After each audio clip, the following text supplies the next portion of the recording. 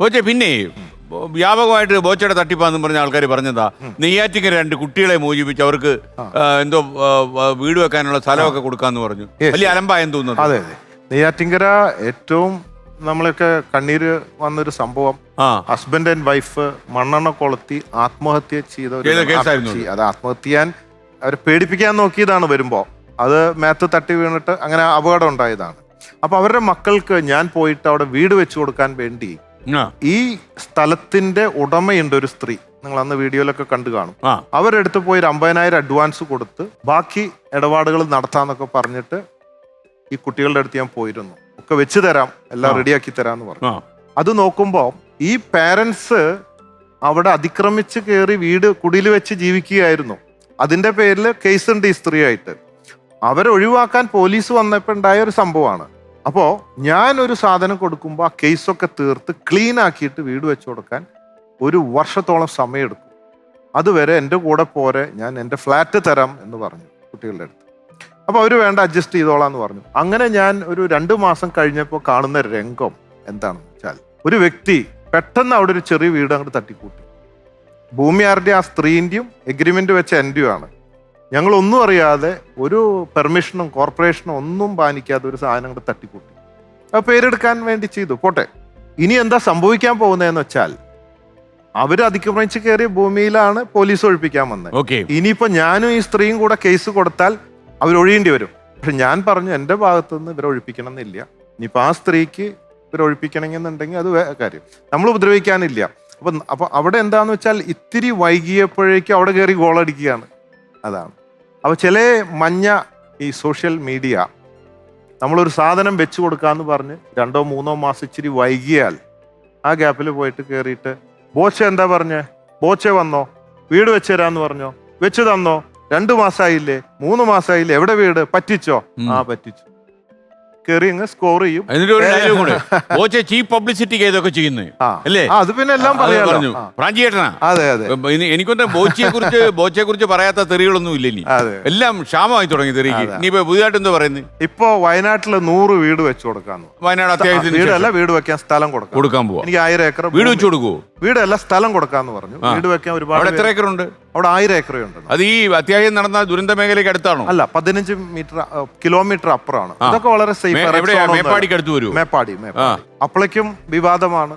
എന്ത് വിവാദം? അതിലും വിവാദം വന്നു. അതിലും വിവാദമാണ്. എന്ത് ചെയ്താലും വിവാദമാണ്.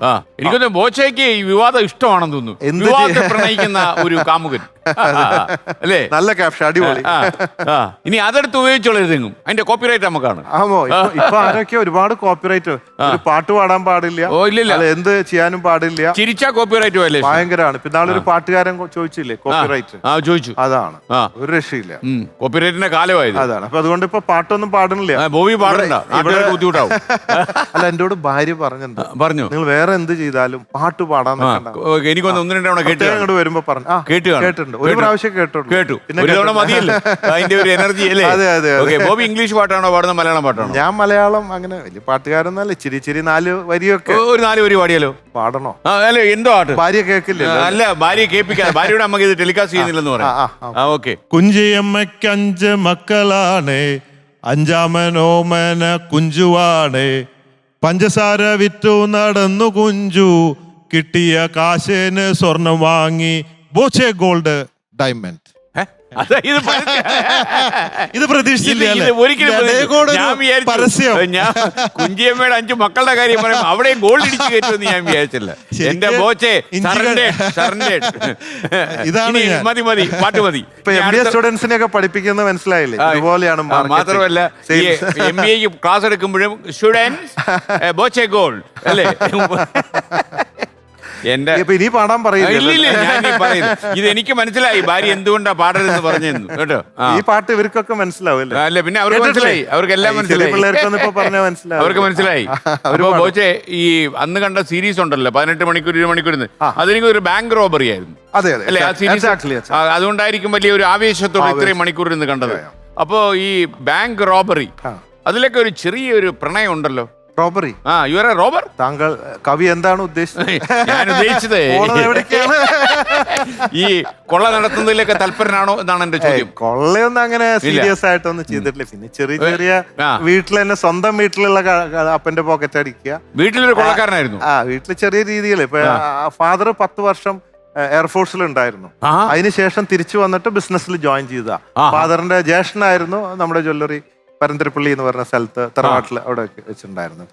അപ്പോ ഫാദറിന് എല്ലാ മാസം കോട്ട കിട്ടും, വിസ്കി വൈൻ കൊണ്ടുവെക്കും.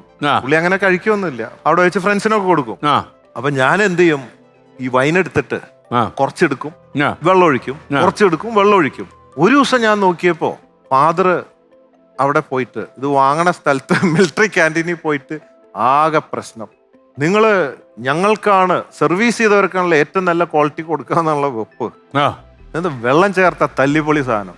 അങ്ങനെ അവര് പറഞ്ഞു അങ്ങനെയൊന്നും ഇല്ല എന്ന് പറഞ്ഞിട്ട് അവര് ബോട്ടിലൊക്കെ പൊട്ടിച്ച് ടെസ്റ്റ് ചെയ്ത് കാണിച്ചു കൊടുത്തു. വിളിക്കുന്നില്ല. വീട്ടിൽ വന്നു. അപ്പൊ ഞാൻ ഇങ്ങനെ കഴിക്കുന്നുള്ള അങ്ങനെ ഒരു പ്രതീക്ഷയില്ലല്ലോ.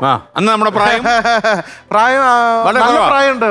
എനിക്ക് ഒരു 9ാം ക്ലാസ് 8ാം ക്ലാസ് ഒക്കെ ഉണ്ട്. നല്ല പ്രായമുണ്ട്. തുടങ്ങിയത് 1ാം ക്ലാസ്, 1 വയസ്സുള്ളപ്പോഴാണ്. അപ്പോഴേ തുടങ്ങി. ഈ ജോലിയിലായിരുന്നല്ലോ പാരന്റ്സ്, രാജസ്ഥാനിലോ മറ്റോ ഈ എയർഫോഴ്സിലുള്ള സമയത്ത് ഞാൻ രാത്രി ഭയങ്കര കരച്ചിലാ. അപ്പൊ ഈ ഫില്ലറിൽ ഒരു ഇച്ചിരി റമ്മൊരു തുള്ളി തരും, കിടന്നുറങ്ങും. അത് കഴിഞ്ഞ് പിന്നെ കുറച്ച് ദിവസം കഴിയുമ്പോ ഒന്നില് നിക്കില്ല, വീണ്ടും കരച്ചില്ല. അപ്പൊ 2 തുള്ളി അങ്ങനെയായിരുന്നു. അങ്ങനെയാണ് ഉറക്കിയിരുന്നത്. ആ ഒരു ടേസ്റ്റ് കിട്ടി. പക്ഷെ ഞാൻ കുടിയനല്ല കേട്ടോ, ഇടയ്ക്ക് ഇച്ചിരി അങ്ങനെ അങ്ങനെയാണ്. അപ്പൊ അങ്ങനെ ചെറിയ ചെറിയ കളവുകൾ, ചെറിയ ചെറിയ കളവുകൾ. പിന്നെ അത്യാവശ്യം അല്ല, ഈ പിതാവ് അവിടെ മിലിറ്ററി ക്യാന്റീനിൽ പോയിട്ട് ക്ഷുഭിതനായി മടങ്ങി വന്നു, വീട്ടിലേക്ക് എൻ്ററായി. അതുവരെ കഥയായി. അത് കഴിഞ്ഞപ്പോ എന്നെ വിളിച്ചു, എന്നിട്ട് ബാ ഇരിക്കി എന്ന് പറഞ്ഞു. ഞാൻ ഞെട്ടി, വളരെ ബഹുമാനത്തോടു കൂടി വൈൻ കുപ്പി എടുത്തു വെച്ചു. അപ്പോളെ എനിക്ക് കത്തി തുടങ്ങി. മോനെ ഇരിക്കേ. ഞാൻ ഞെട്ടിപ്പോയി. ഒരു ഗ്ലാസ് വെച്ചു, വൈൻ കുടിക്കും മോനെ. ഞാൻ പറഞ്ഞു അയ്യോ എനിക്ക് വേണ്ട. നീ കുടിക്കും. അപ്പോളേ കാര്യം മനസ്സിലായി, ഇത് പണിയാണെന്നുള്ളത്. ഒഴിച്ചു, ആളെന്നെ അടുത്ത് ഒഴിച്ചു തന്നു. ഫുള്ള് വെള്ളമല്ലേ, വെള്ളം എന്ന് പറഞ്ഞാൽ കട്ടി കുറഞ്ഞ് എന്നിട്ട് പിന്നെ പറഞ്ഞ് നിനക്ക് എന്നോട് ചോദിച്ചാ പോരെ, ഞാൻ അവിടെ പോയി നാണം കിടണം. അവിടെ ചെന്നിട്ട് വഴക്കുണ്ടാക്കുക. വഴക്കല്ല, അവിടെ പോയി കാര്യങ്ങൾ പറയാ. പ്രതീക്ഷിക്കുന്നില്ലല്ലോ അങ്ങനത്തെ ചെറിയ ചെറിയ കളവുകളൊക്കെ. വലിയ വലിയ കൊള്ളകൾ നമ്മൾ ചെറിയ ചെറിയ കളവുകൾ സ്വന്തം വീട്ടിലല്ലെങ്കിൽ ചെറുപ്പത്തിന്റെ ഒരു തെരച്ചിപ്പ് നമ്മൾ അറിയത്തില്ലല്ലോ. അതെ അതെ.